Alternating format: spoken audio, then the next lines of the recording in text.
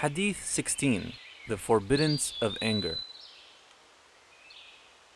عن أبي هريرة رضي الله عنه أن رجلا قال للنبي صلى الله عليه وسلم: أوصيني.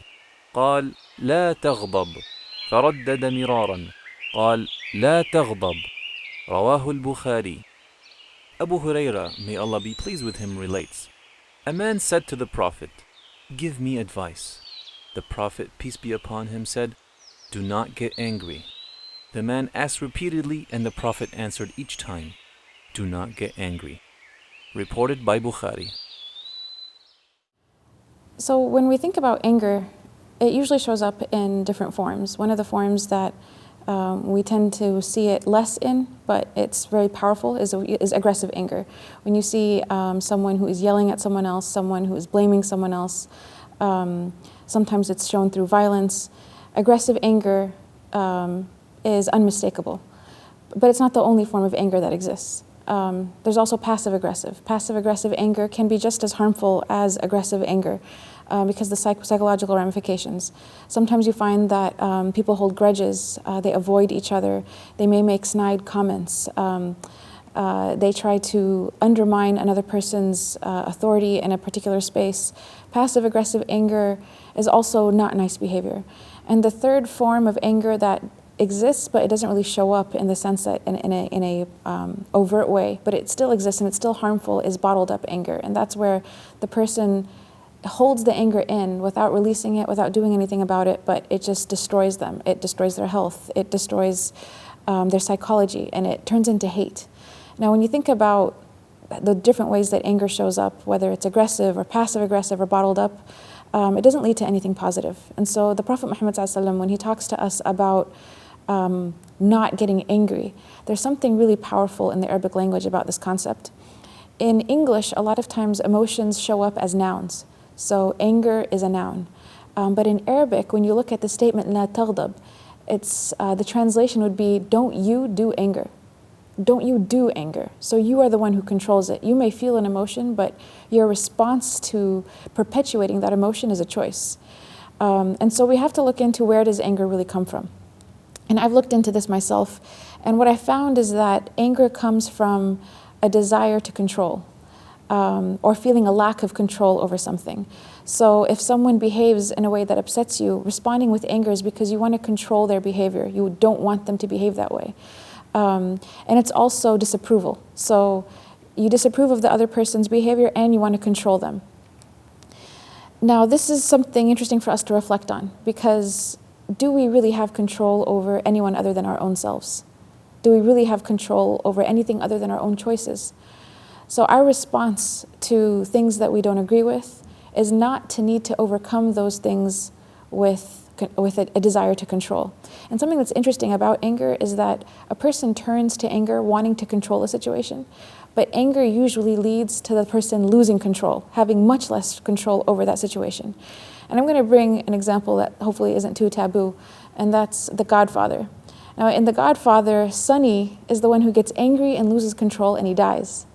And Michael, his anger is, let's say it's controlled. I won't say that he did away with it, that's why it eats him up later on in life, but at least it doesn't lead him to act hastily. And haste is also something that is a result of anger. The Prophet Muhammad ﷺ said, "Isti'jal is from the shaitan." That haste is from the shaitan. So what is the prophetic response when you think about anger? We don't want to respond like Sonny. We don't want to respond like Michael Corleone, no matter how cool everyone thinks he is. He's not the example. We want to respond in a prophetic way. And the Prophet Muhammad ﷺ, he mentioned that and advised us that whenever we're angry, if we're standing, then we sit down. If we're sitting, then we lie down. And what that is important to reflect on in that situation is he's saying anger is not a state for us to act in. If we're angry, that is no time to do something. That is not a time to send an email, send a text, tweet, Facebook. That is not a time for action. That is a time to wait and let the anger pass, let the anger go. And you may say, okay, well, that sounds a lot easier said than done. How do we actually let anger go? It's a process. And a point to really emphasize here is that we're never told to do anything or not do anything in Islam that we don't have control over. So Allah subhanahu wa ta'ala would never tell us, don't do this if we don't have control over it. The Prophet ﷺ would never tell us, don't do this if we don't have some control over it. So la taghdab, don't become angry, is that statement in and of itself is an evidence that we have control. La tahzan, don't become sad in the Quran is another evidence. Wala tahinu, don't become weak is another evidence. So we have control. How do we let go of anger? Is to realize that we have control. Actually, that's exactly how you let go of anger. Anger is the response to lacking control. The way that you get rid of it is realizing that you have control. And once you realize that you have control, you look into what your choices are. I am not responsible for controlling someone else's behavior. I am not responsible for controlling another situation. I'm only responsible for my choices. And what has Allah commanded me to do with my choices? He's commanded me to have ihsan, to respond in the best way possible, to respond with excellence. So when it comes to dealing with others, our response when we're angry is to wait until the anger passes and then engage the situation in the best possible manner. So we invite them to make better choices for themselves without needing to control them and without needing them to respond to our invitation. Okay? It is a form of liberating yourself from someone else's influence over you.